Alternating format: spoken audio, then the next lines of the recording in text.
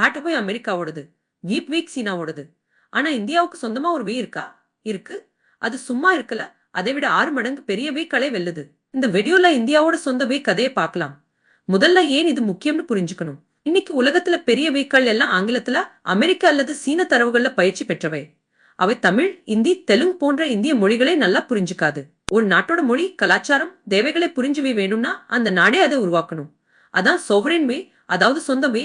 இந்தியாவுல 2 பெரிய நிறுவனங்கள் இந்த வேலையை செஞ்சுட்டு இருக்காங்க.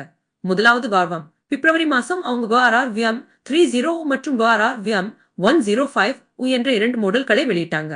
இதுல குறிப்பா சொல்லணும், VRR-VM 105 காம்ப்ளெக்ஸ் ரீசனிங்கும் பெரிய நிறுவன வேலைகளுக்கும் வடிவமைக்கப்பட்டது.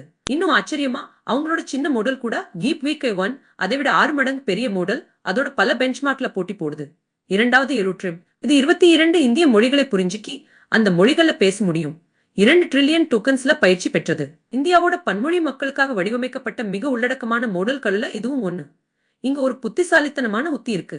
வார்வாம் ஆங்கிலத்துல உலகத்தரம் ரீசனிங் ஐ விட இந்திய மொழிகளோட ஆழத்துக்கு முக்கியத்துவம் கொடுத்தாங்க. அதனால இந்திய வேலைகள்ல அரசாங்க சேவைகள், குடிமக்கள் சேவைகள், பன்மொழி பயன்பாடுகள் இதுல ஆப்போதா 4 அளவுள்ள மாடல்களையே வெல்லுது. இந்தியாவுக்கு என்ன தேவையோ அதுல சிறந்து விளங்குது. இது நமக்கு என்ன அர்த்தம்? இது வெறும் டெக்னாலஜி இல்ல, இது சுதந்திரம். இந்தியா தன்னோட தரவை, தன்னோட மொழியை, தன்னோட எதிர்காலத்தை வேற நாடுகள் கையில கொடுக்காம தானே கட்டுப்படுத்த முடியும். அரசாங்கமும் இந்தியா வேரியேஷன் மூலமா வீக்கான கம்ப்யூட்டிங் வசதிகளை அதிகரிச்சு இந்த வளர்ச்சிக்கு உதவுது. ஆனா இங்க ஒரு உண்மையும் சொல்லணும். இந்தியாவே இன்னும் ஆரம்ப கட்டத்துல தான் இருக்கு.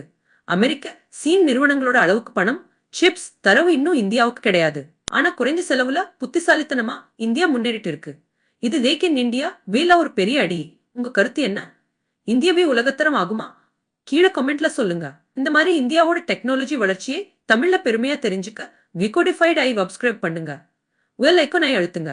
அடுத்த வீடியோல சந்திக்கலாம்.